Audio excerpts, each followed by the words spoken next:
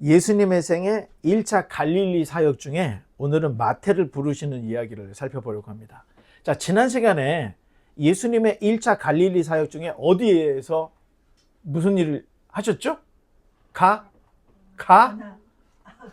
큰일 난다. 가버나움에서 예수님께서 축사. 그렇죠? 그럼 가버나움이 어디였죠? 처음에는 회당이었죠. 안식일 회당에서 귀신 들린 자를 쫓아주셨죠. 그리고 베드로의 집을 가. 그리고 베드로의 장모의 열병을 고쳐주셨죠. 자, 지난 시간에 이제 여기까지 이야기를 했는데, 재미있는 것은 예수님이 말로 귀신을 쫓아내. 그리고 열병 걸린 사람이 이 열을 고쳐주니까 사람들이 난리가 난 거예요. 안식일이 끝나자마자 구름대같이 사람들이 몰려들어가지고 서로 머리를 디미는 거야.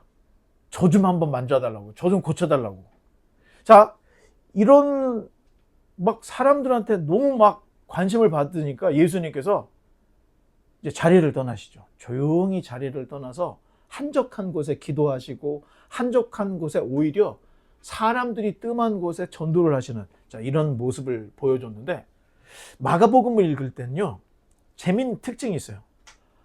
이 예수님이 메시아라는 걸 숨기면서 보여줘. 그리고 예수님께 사람들이 열광하는데 예수님은 자꾸 숨어. 서태지와 아이들의 그 서태지가 꽝 해놓고 사라져버렸어. 그래서 사람들이 어디 가서 누구야? 막 하면서 인기가 더 상승했던 것처럼 예수님이 막 귀신을 쫓고 병자들을 고쳤는데 어디 갔는지를 모르는 거야, 사람들이. 너무 조용하게 신비주의로 이제 나가버리니까.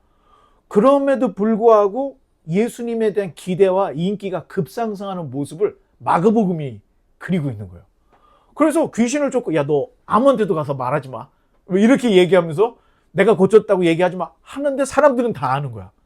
이런 기법으로 마가복음이 기록이 됐습니다. 자, 그러다가, 자, 넘겨보면, 자, 1절과 2절을 한번. 수일 후에 예수께서 다시 가버나움에 들어가시니 집에 계시다는 소문이 들린지라. 많은 사람이 모여서 문 앞까지도 들어설 자리가 없게 되었는데 예수께서 그들에게 도를 말씀하시더니, 자, 이제 며칠이 지난 거예요. 그 사건이 있고. 그런데 예수님이 다시 어디를 가셨다는 거예요? 가버나움으로 다시 돌아왔다는 거예요. 자, 이번에는 회당이 아니라 어디예요? 집으로 오셨다고 그랬죠. 그럼 이 집이 누구네 집일까요? 베드로의 집일 가능성이 상당히 높습니다. 왜냐하면 예수님도 예수님 가족이 가난해. 집 두 채는 어려워. 그런데 어부를 했던 베드로, 안드레, 야고보, 요한은 다 부자입니다. 그러니까 그렇게 따져보면 이 가버나움에 베드로의 집이 있었다고 생각을 할 수가 있는데, 자, 베드로의 집을 갔어요. 그랬더니 사람들이 엄청나게 모여들었죠. 자, 지난번에 가버나움은 요일 중에 어떤 요일이었죠? 안식일이었어, 안식일. 그런데 오늘 나오는 가버나움 이야기는 평일에 있었던 이야기입니다. 자, 주님께서 가버나움의 베드로의 집에 오셨다는 소문이 퍼지자 마가의 표현을 빌려서 얘기를 하면 사람들이 얼마나 많이 몰려왔는지 들어설 자리가 없을 정도였다. 그러니까 빼곡하게 사람들이 몰려왔다는 거예요. 자, 처음 가버나움의 안식일 회당에서 사역을 하셨다는 것은 사람들이 없어. 그렇죠? 아니, 펠팍이나 포틀이나 가야 막 사람들이 분주하게 있고, 뉴욕이나 가야 사람들이 있지. 인구도 별로 없던 때에 그 사람들이 다 자기네 집에 가 있고 일터에 가 있으니까 사람들을 만날 수가 없어요. 그런데 다 모이는 때가 언제예요? 안식일 회당이었죠. 그래서 처음 가버나움에 가셨을 때는 사람들이 모여 있고 사람들이 예배드리는 안식일 회당에 가서 귀신을 쫓고 병자를 고치는 일을 하셨던 거예요. 그런데 지금은 안식일이에요? 평일이에요? 평일이라 그랬잖아요. 평일에 발 디딜 틈이 없을 정도로 사람들이 많이 왔다는 것은 나름 성공을 한 거예요, 지금.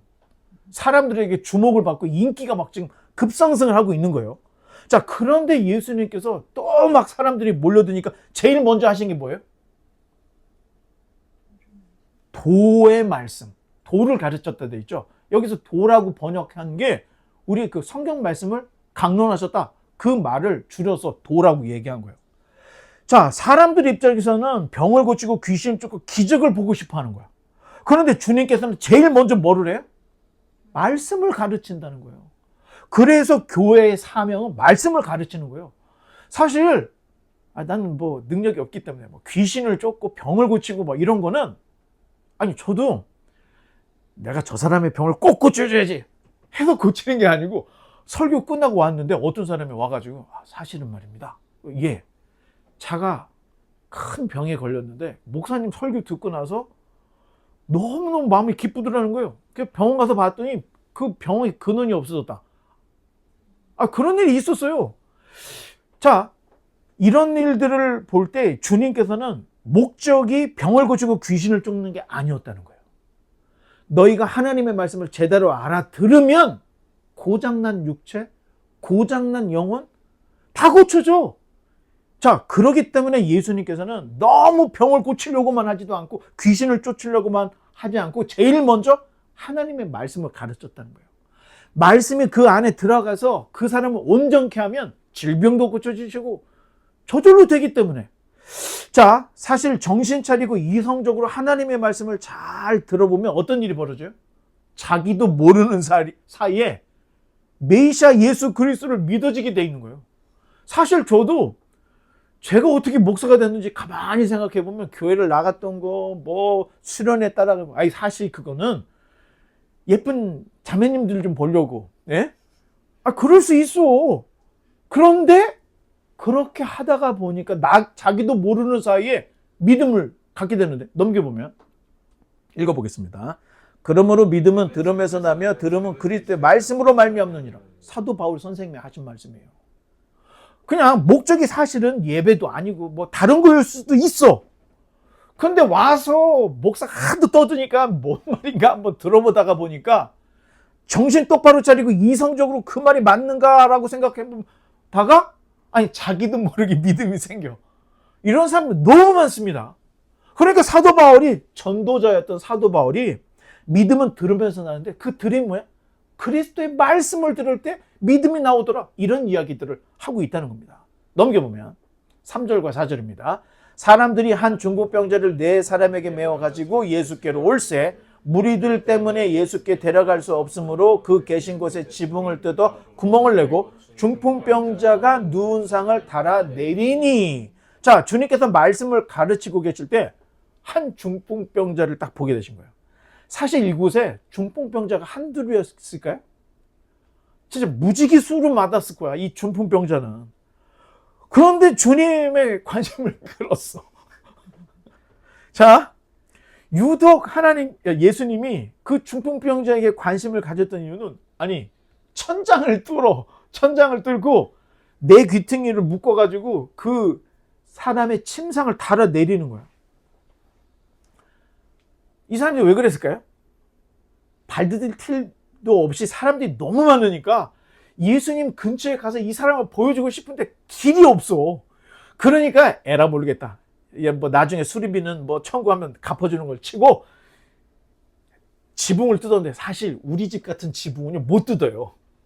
유대 나라는 볏짚이나 이런 걸로 위를 덮어놓기 때문에 그냥 긁어내면은 뜯어지는 거야. 자, 그냥 대충 뜯어.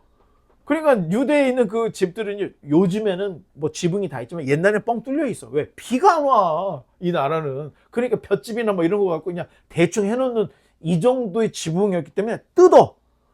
그리고 예수님 앞에 더 가까이 가게 하려고 달아내린 거예요. 자, 따지자면 수많은 사람들이 너무 많다 보니까, 자, 그 많은 사람들이 어떻게 하면 예수님께 갈까? 아이디어를 낼까 안 될까요? 자, 축구 광들 중에 메시를 너무 악수를 한번 해보고 싶은 거야. 이런 사람은 어떻게 하죠? 축구 경기장에 뛰어들어서 막 달려가.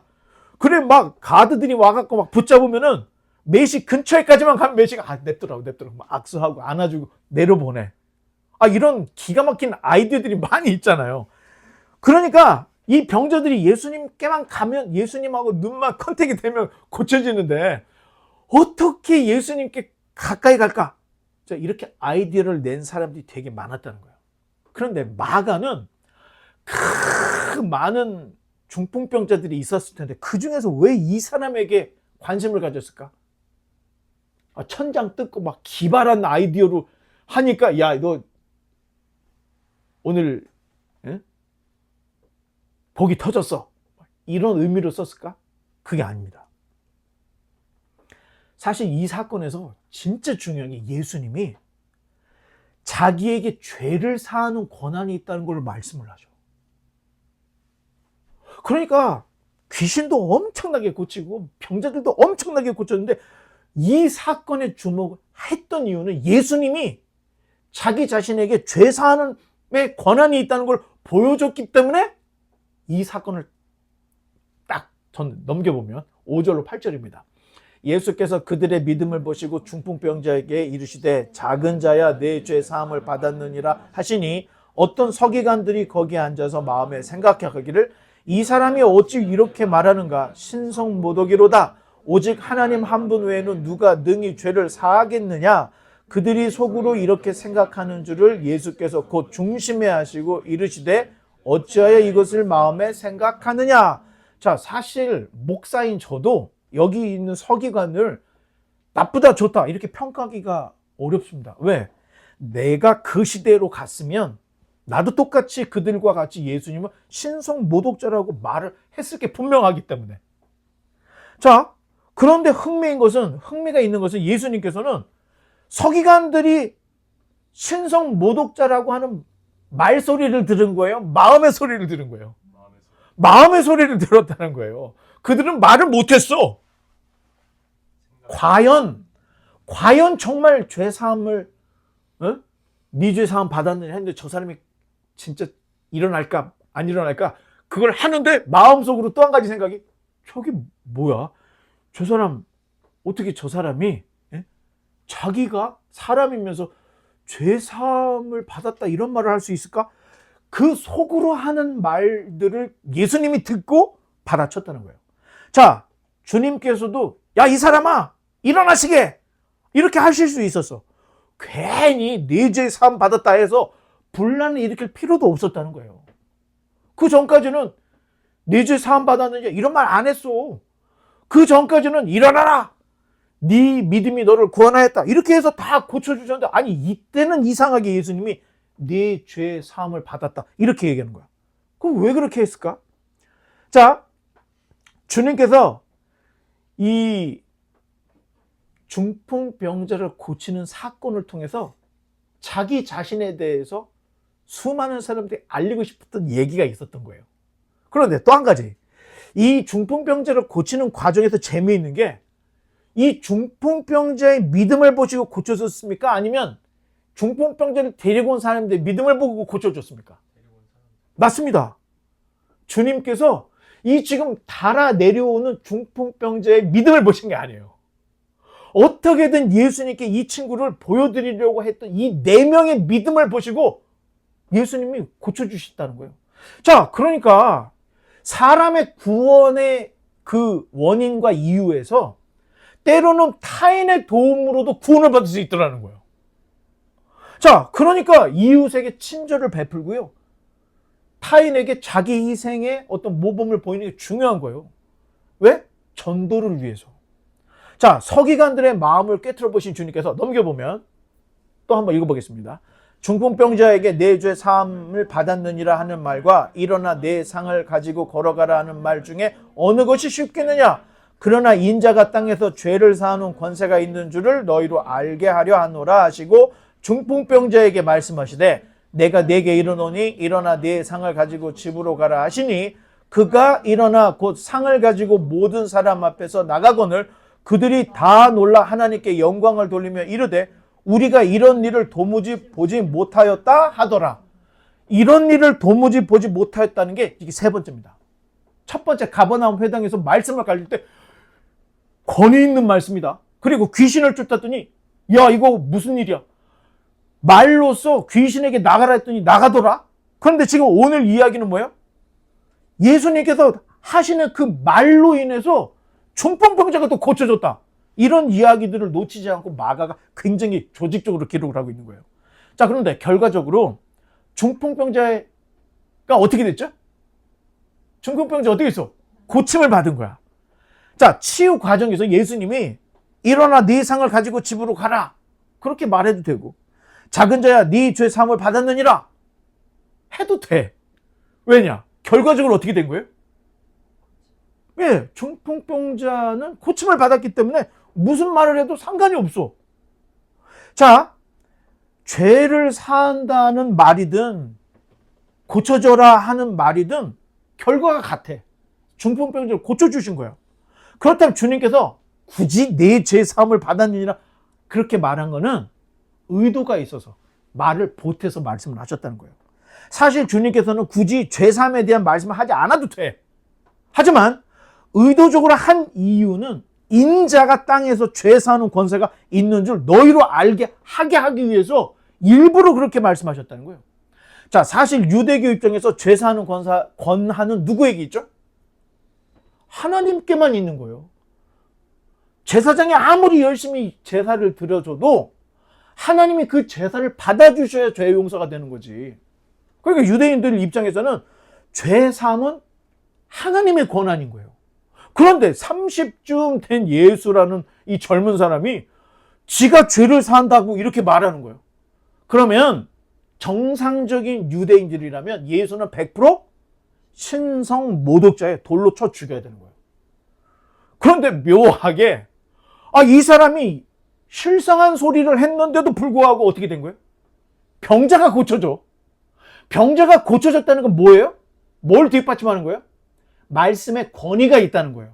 이분이 하신 말씀이 헛된 망상적인 말을 한 게 아니라는 것을 최종적으로 이 병자의 질병이 고쳐짐으로 네 죄 사함 받았다도 이 예수라고 하는 분이 가지고 있는 권한이고, 또 병을 고치는 것도 이분의 능력이라는 게 병 고침을 통해서 보여지는 거예요. 넘겨보면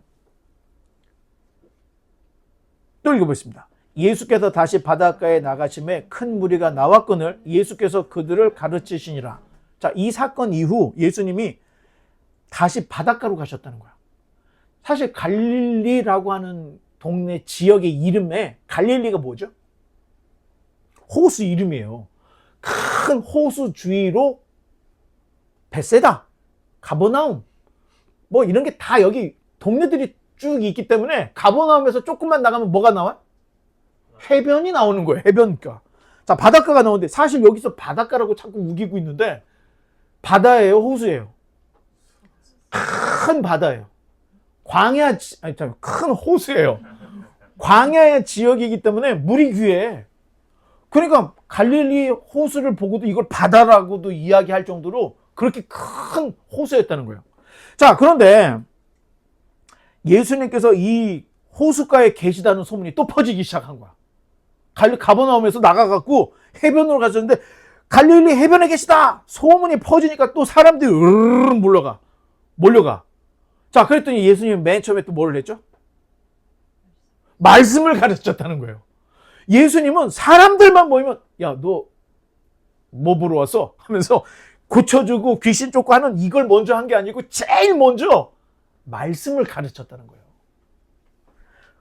자, 그러다가 그 지역을 또 지나가다가 한 사람을 또 만나게 됩니다. 자, 14절 또 넘겨보겠습니다. 시작. 또 지나가시다가 알페오의 아들 레위가 세간에 앉아있는 것을 보시고 그에게 이르시되 나를 따르라 하시니 일어나 따르니라. 자, 마태를 알페오의 아들 레위라고 얘기를 해요. 하지만 마태복음에서 마태는 자기 자신을 어떻게 얘기해요? 마태라고 얘기합니다. 자기 자신을 마태라고 얘기해요. 자, 이름을 전에 한번 이야기했는데 패밀리 네임이 있어요. 그런데 친구들이 부르는 별칭이 있다는 거예요. 그래서 집안에서 붙여준 이름이 뭐예요? 레위. 아는 사람들이 부르는 이름이 뭐예요? 마태였다는 거예요. 이름이 두 개가 자기 이름이에요, 둘 다. 자, 그런데 레위라는 뜻이 뭔지 아세요? 연합하다. 제사장 가문에 제사장들이 쓸 수 있는 이름이 레위라는 이름인 거예요. 그러니까 알페오 아들 레위라고 하는 것은 뼈대 있는 집안의 가문의 자손이다. 이걸 보여주는 거예요. 자, 그런데 마태는 자기 자신을 레위라고 하지 않아. 뭐라고 해? 자기를 마태라고만 불러. 자, 마태라는 이름이 아람어로 하나님의 선물이라는 뜻입니다. 하나님의 선물. 자, 어쩌면 이 마태라는 이름을 어쩌면 예수님이 지어준 또 하나의 이름일 수 있어요. 자, 원래 베드로의 이름이 뭐였죠? 시몬이 자기 이름이야. 그런데 너는 이제부터 베드로다 하면서 베드로에게 이름을 줬잖아. 마태의 원래 이름이 레위야. 그런데 예수님이 레위에게 너 이제부터 마태라고 해. 그렇게 주었을 가능성이 높다는 거예요. 자, 뿐만 아니라 마태는 마태복음에서 자기의 이름 마태 앞에 꼭 붙이는 수식어가 하나 있었어. 뭐였죠? 세리 마태라고 자기 이름을 꼭 그렇게 이야기를 하면서 마태복음을 쓰고 있더라는 거예요. 자, 세리는 뭐예요? 되게 그 당시에는 수치스러운 이름이었습니다. 직업이었습니다. 그런데 굳이 사도인 자기가 세리 마태라고 이야기하는 것은 그 전까지는 내가 못된 놈이었는데 예수님을 만나고 이렇게 변했어. 그걸 보여주기 위해서 자신만만하게 자기를 세리 마태라고 마태복음에는 그렇게 기록을 하고 있는데, 자, 또 한번 넘겨보겠습니다. 그의 집에 앉아 잡수실 때에 많은 세리와 죄인들이 예수와 그의 제자들과 함께 앉았으니 이는 그러한 사람들이 많이 있어서 예수를 따름이러라. 바리새인의 서기관들이 예수께 죄인과 세리들과 함께 잡수시는 것을 보고 그의 제자들에게 이르시되 어찌하여 세리 및 죄인들과 함께 먹는가? 자, 아마도 마태는 주님을 따르면서 다른 제자들처럼 자기가 가지고 있는 모든 것들 다 내려놓은 것 같아. 그러면서 마지막으로 자기 동료 세리 친구들을 다 불러. 그리고 예수님을 초청해서 큰 잔치를 배설을 한 거예요. 보통 우리가 사는 동네에서 큰 파티가 일어나면 어떻게 돼요? 일단 시끄러워. 음악을 크게 틀으니까. 그러니까 다 알아. 아, 저기 파티하는구나. 다 아는 거야. 이 동네 이 모든 사람들이 지금 어디서 파티가 벌어졌구나 하는 거를 냄새만으로도 알아. 음식 냄새가 쩔어 막. 그러니까 구경꾼들이 막 모여드는 거예요. 특히 마태의 세리 친구들이 모였으니 사람들이 뭐 어떻게 생각했어? 저런 못된 세리놈들이 죄다 모였네? 뭔 일이야? 하면서 구경꾼들이 더 많이 모였을 가능성이 있어. 그리고 또 한 가지가 있어요. 여러분, 부잣집 잔치는 뭔 일이 있어요? 떨어지는 떡고물이 있는 거야. 부잣집 잔치에는. 그러니까 사람들이 부잣집 잔치에 세리들이 잔뜩 모여 있으니까 음식 던져줄 거 생각하고 되게 많이 모여 있던 거예요. 거기에 예수님을 초대했는데 예수님은 항상 어떻게 돼요? 수많은 사람들을 몰고 다니고 있어. 이미 제자들도 거의 한 7, 8명 될 판이야. 지금 이쯤 됐을 때만. 거기에다가 괜히 예수님을 쫓아다니는 사람들이 있어. 자, 이런 거 따져보면은 아마 마태의 집이 북새통을 이루는 일이 벌어지지 않았을까. 자, 이렇게까지 생각해 볼 수 있다는 거예요. 그런데 예수님의 일거수일투족을 감시하던 바리새인의 그 서기관들이 이 파티에 대해서 강한 반박심을, 반대되는 마음을 갖는 거예요. 예수님이 세리의 파티에 초대를 받았으니 요 지금 바리새인 서기관들 입장에서 특정이다. 특정이 나온 게 지금. 자, 랍비가 안식일에 귀신을 쫓고 병을 고치는 것도 이거 지금 보통 일이 아닌데 대낮에 세리 죄인들과 그냥 북새통을 이루면서 지금 시끌벅적하게 막 식사를 하고 있는 거야. 이거 특종이죠. 자, 유대교에서의 식사는 대단히 중요한 의례입니다. 왜냐? 유대인들은 식사할 때 음식을 가려 먹습니까? 그냥 막 먹습니까? 정한 음식인지 아닌지, 이게 코션지, 그걸 따져요.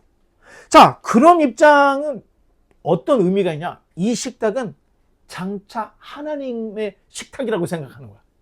그러니까 이 음식을 먹는 게 굉장히 거룩한 일로 생각을 했던 거예요. 그래서 이게 정한 음식인지 부정한 음식인지도 봤던 거고, 함께 식사하는 사람이 유대인이 아니야. 절대 식사를 하지 않습니다. 바리새이냐? 집어 던져버려. 절대 같이 밥을 안 먹는다는 거예요. 자, 그런데 지금 랍비인 이 예수가 죄인들과 함께 식사를 하는 거야. 자, 그래서 제자들에게 어찌하여 세리 및 죄인들과 함께 식사를 하는 거냐 하면서 따지고 묻는 거예요.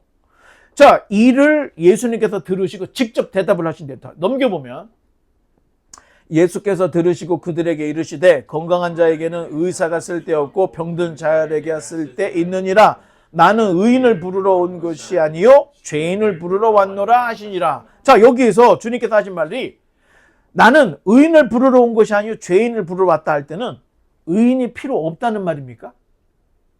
그건 아니야. 의인은 필요 없어. 이런 의미가 아니라 오히려 나는 죄인을 부르러 왔다는 것을 강조하고 싶었던 거예요, 예수님은. 자, 문맥상 그러면 병든 자, 죄인은 누구를 얘기하는 거예요? 문맥상 여기서 예수님이 얘기하는 병든 자, 죄인은 누구를 얘기하는 거예요? 세리들을 얘기하는 거예요. 자, 세리들은 그 당시에 로마의 세금 징수 역할을 했던 사람이에요. 로마가 직접 자기 로마인을 보내서 세금 징수를 하면 어떻게 돼요? 반발이 일어나잖아. 그러니까 유대 땅에서 세금을 걷을 때는 유대인에게, 사마리아 땅에서 세금을 걷을 때 사마리아 사람을 시켜서 세금을 걷게 하는 거예요. 그런데 이 과정에서 로마는요, 세금만 받으면 돼. 그러니까 자기네들이 직접 야, 여기는 어떻게 걷고 이런 거 안 해. 누군가에게 맡긴다는 거예요. 그러면 맡기는 걸 그냥 맡기는 게 아니에요. 입찰을 줘요. 자, 요번에 몇 달란트의 세금을 거둬야 되는데 누가 할래? 서로 막 경합을 합니다.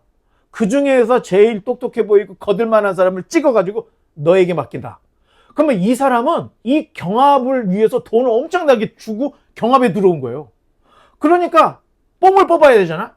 백성들이 그 발가락까지 세면서 이 말이 맞는 얘기가요. 수레가 와. 그러면 수레에 징수를 하는데 바퀴 수만큼 세금을 징수할 정도였던 거예요. 그러니까 그때 당시 사람들이 세리하면 이를 바드득 하는 그런 사람이었던 거예요. 자, 우리나라로 따지면 친일파 또 친중파를 의미할 수도 있는 거예요. 둘 다 어떻게 돼요? 자기 기득권을 위해서 나라를 팔아먹은 자들이 친일, 친중이에요. 자, 요즘에 정치적으로 너무 큰 이슈가 이념 전쟁이죠. 자, 좌파 우파가 싸움이 대단하게 심각해. 이거 우리나라가 이거 쪼개지는 게 아닌가 할 정도로 굉장히 심각한 이념 전쟁을 벌이고 있는데, 자, 친일이든 친중이든 다 좋지는 않은 거예요. 왜? 친중은 어떻게? 세금 걷어서 중국 갖다 주는 거고, 친일은 뭐예요? 세금 걷어서 일본 갖다 주는 일을 하는 거예요. 자, 이게 보통 일은 아니지만 그 중에서 누군가가 이 부역질을 해야 되는 거야. 친중이든 친일이든 그게 좋은 일은 아니라는 거죠. 근데 그때 친로마인들도 사실 좋든 싫든 안 할 수 없으니까 하기는 했는데 결과적으로는 백성의 피를 빨았기 때문에 백성들은 세상에서 제일 나쁜 여자는 창녀고 세상에서 제일 나쁜 놈은 세리다. 그 급수로 다루는 거예요. 자, 그러니까 로마에 부역질을 했던 세리들은 맞아 죽어도 싼 사람으로 생각했던 거예요. 그런데 주님께서는 그들을 병자로 생각을 한다는 거예요. 죄인, 병자, 의원이 필요한 자. 사실 주님께서 오신 것은 세리, 창녀, 가난한 자, 사회에서 소외된 이 사람들을 위해서 의사로서 내가 온 거야. 그러니까 내가 음식을 먹는 것은 야, 기름진 음식이 많구나. 그래서 간 게 아니라 저 불쌍한 것들을 어떻게든 고쳐주려고 예수님이 이 파티에 갔다. 이런 이야기를 하고 계시는 거예요.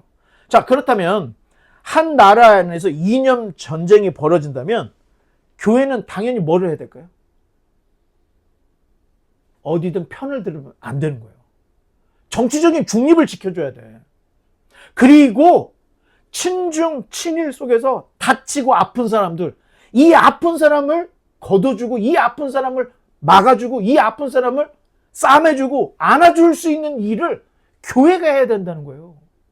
그러니까 교회가 팔 걷어붙이고 반정부 시위하거나 좌파나 우파나 무르르 몰려가가지고 피켓 들고 이거 기독교에서 벗어난 거예요. 탈기독교. 교회 사역에서 벗어난 거예요. 자, 만약에 좌파를 신봉해서, 근데 좌파가 정권을 하면 어떻게 될까요? 이득을 보겠죠. 그런데 우파를 선택을 했는데 우파가 졌어. 이런 일을 당하면은 교회는 정권이 바뀔 때마다 이루 갔다 저루 갔다 할 수밖에 없어. 그러니까 교회가 하나님 나라를 대변하는 곳이 할 때는 정치적인 색은 좀 빼야 될 필요가 있는 거예요.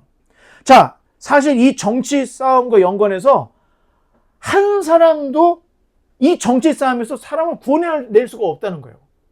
자, 좀 더 와전해서 전도와 선교를 생각하면 사실 창조냐 진화냐 이 싸움도 조금은 내려놓을 필요가 있어요. 왜? 창조냐 진화냐라고 하는 싸움에서 한 사람이라도 영혼을 건져낼 수 있겠습니까? 싸움만 부채질하는 거지 영혼을 건져낼 수가 없는 거예요.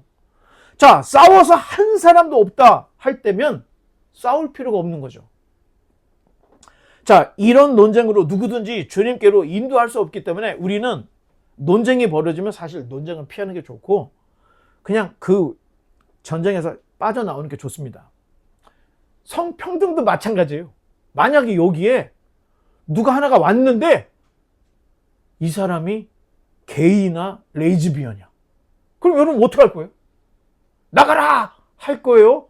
아니면 그냥 있어야 돼. 골치 아프잖아. 자, 골치가 아프기 때문에 덮어두자는 게 아니고 우리도 그렇고 그 사람도 그렇고 우리 모두는 다 뭐예요? 죄인이라는 겁니다. 의사가 필요한 상태라는 거예요.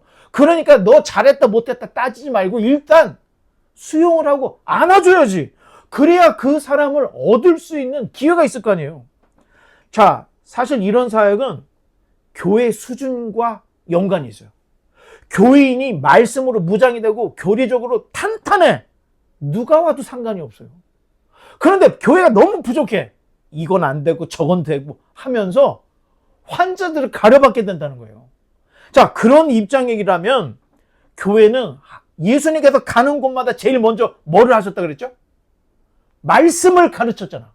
우리도 말씀에 집중을 해야 돼. 그러면 이념 문제, 또 무슨 론 문제, 또는 무슨 평등, 성평등 문제 이런 문제들은 하나님께서 주신 이 지혜로 이 모든 문제들 덮어나갈 수 있는 거예요. 자, 만약 이 중풍병자를 메고 온 사람이 이 네 사람이 확신이 없었다라면 어떻게 했을까요? 절대 남의 집에 지붕을 뜯을 수가 없겠죠. 확신이 없으면. 아니, 그 사람들 마음속에는 100% 확신이 있었을 거예요? 의심도 있었을 거예요? 야, 이거 괜히 남의 집 뜯어가지고 수당하는 거 아니냐? 아니, 또 이게 했다가 예수님이 말씀을 전하는데 당신들 뭐야? 정신 나간 거야? 예? 예수님이 지금 말씀 가르치는데 선생님 말씀 가르치는데 예의도 없이 뭐 하는 거야? 예수님 화가 나가지고 야, 이 하면서 저주나 쏟아붓는 거 아니야? 이 사람들 마음속에도 만감이 교차했을 거라는 거예요. 그런데 이 사람이 그럼에도 불구하고 이 네 사람이 지붕을 뜯으면서까지 이 사람을 달아내린 것은 누구를 위한 겁니까? 누구를 위한 거예요? 중풍병자를 위한 거잖아. 예수님이 그들의 마음을 보셨다는 거예요. 사건과 사고를 보는 게 아니고 그 이면에 있는 그 사람을 보셨다는 거예요, 예수님이. 그러니 저주도 안 하고 이 사람아, 네 죄 사함 받았어. 네 상을 들고 나가 하면서 예수님이 고쳐줬다는 거예요. 그 네 사람의 마음속에 있는 수많은 만감도 다 보시고 아시지만 주님께서 그들의 마음을 보시고 고쳐줬다는 거예요.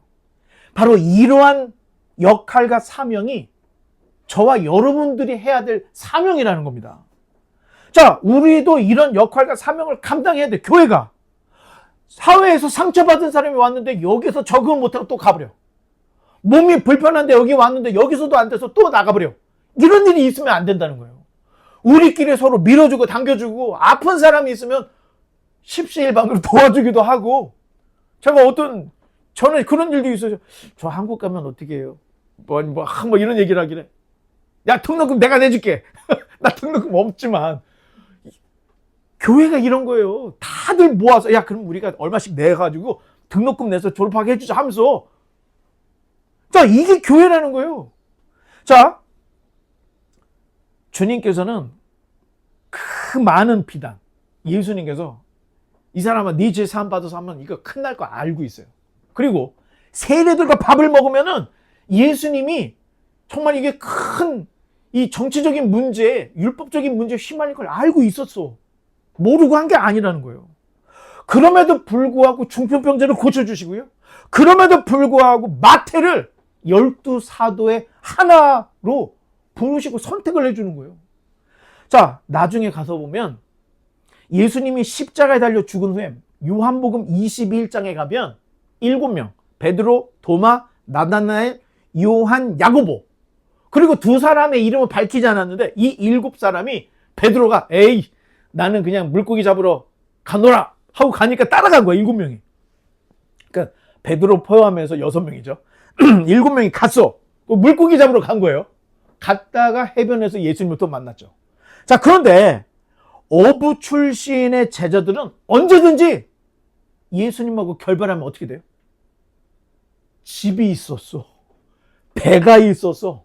동업자들이 어부를 하고 있었기 때문에 주님과 결별하면 언제든지 돌아갈 길이 있었다는 거예요. 그리고 그걸 아는 다른 제자들이 베드로 따라서 7명이 우르르 갈릴리로 가버렸던 거예요. 그런데 마태는 돌아갈 곳이 없었던 사람이었다는 거예요. 마태의 전직이 뭐라고 그랬죠? 세리. 자, 잔치하면서 난 이제 다 청산하고 예수님 따르기로 했으니까 난 다시 이런 거 안 할 거고 당신들도 빨리 정신 차리고 예수님 쫓아 하면서 나간 거야. 그런데 지금 예수님이 없어. 그러니까 마태는 세관으로 갈 수도 없고 더군다나 제사장으로도 레위 가족으로도 갈 수가 없었던 거예요. 너는 호적에서 이름을 파버렸어. 제사장 가문 녀석이 나라 팔아먹는 매국노가 돼 있는데 누가 좋아하겠습니까? 그러니까 마태는 세관으로도 다시 갈 수 없고 가정으로도 다시 돌아갈 수 없는, 자기가 있던 곳으로 돌아갈 수 없는 제자 중에 하나가 바로 마태였다는 거예요. 자, 그런 마태는 예수님께서 승천하시고 이제 자기가 홀로 서야 될 때 예수님을 십자가에 못 박은 유대인들을 향해서 아브라함과 다윗의 자손 예수 그리스도의 계보라 족보라 하면서 이 마태복음을 써서 복음을 전했어요. 자신이 쓴 마태복음에 예수님이 주신 마태라는 이름을 써. 원래 패밀리 네임이 레위인데 그 이름을 안 쓰고 마태라는 이름을 써.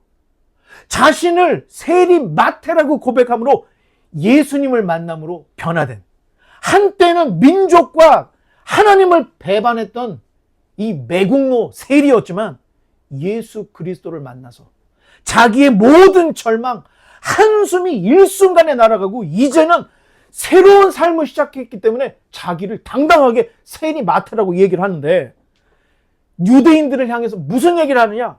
너희가 기다리던 하나님의 가장 값진 선물, 예수님이 레위라는 내 이름을 하나님의 선물이라는 이름으로 마태라고 고쳐줬던 것처럼 나도 너희에게 최고의 선물인 나사렛 예수 그리스도를 전해주니까 내가 쓴 이 복음서를 읽고 하나님의 선물을 깨닫고 너희들도 예수 그리스도의 제자가 되기를 원한다.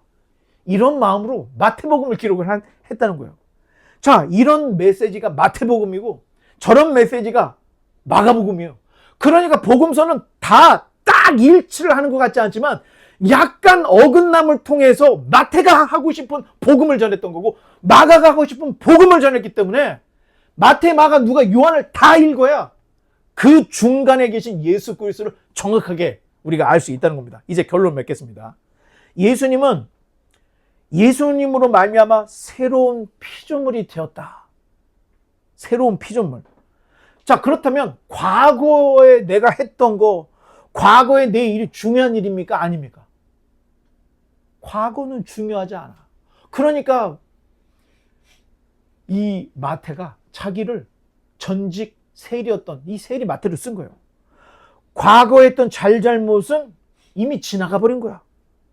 지나가 버린 걸 여러분이 어떻게 하겠어요? 과거에 못된 인간, 게으른 인간이었어. 그런데 예수님 만나고 내가 변했어. 여러분, 과거에 어땠든 다 괜찮다는 거예요. 과거는 과거일 뿐이기 때문에 제일 중요한 건 뭐예요? 지금부터 잘하면 된다는 겁니다. 지금 내가 어떠한 삶을 살고 있고, 지금 내가 어떤 목표를 가지고 있고, 나의 하루의 삶이 어떻게 진행이 되고 있는가, 지금이 중요하다는 거예요. 예수님을 만나고 예수님을 만나지 않고의 차이는 엄청나게 큽니다. 복음서에 나오는 거의 대부분의 사람들이 예수님 만나서 다 바뀌었어. 마태는 세리였다가 제자로 바뀌었고, 예수님을 만난 수많은 병자들이 예수님을 만나고 다 예수님의 제자가 되고 예수님을 따르는 자가 됐다는 거예요. 그런데 예수님을 만나도 바뀌지 않은 사람이 하나 있었습니다. 그게 누구죠? 가룟 유다입니다. 그 전에 있었던 그 모습 그대로 예수님을 만나도 바뀌지 않아. 그러니까 어떻게 해요? 예수님을 팔아먹은 거야. 예수님을 십자가에 달게 팔아버린 거예요. 자, 그러니 예수님을 만나고도 변하지 않으면 안 된다는 겁니다. 인격적으로 정말로 예수님을 만났다. 그렇다면 인생이 바뀌어야 되죠. 예수님을 만나면 매일매일 침상에 누워있던 이 중풍병자가 일어나고, 예수님을 만나면 세간에 앉아서 백성의 피를 빨던 자가 천국 복음을 전하는 사도로 바뀌게 된다는 거예요. 바라기는 우리 모두가 예수님을 인격적으로 만나서 같은 시대에 차원이 다른 삶을 살 수 있는 저와 여러분 되시기를 주님의 이름으로 간절히 축원합니다. 기도하겠습니다.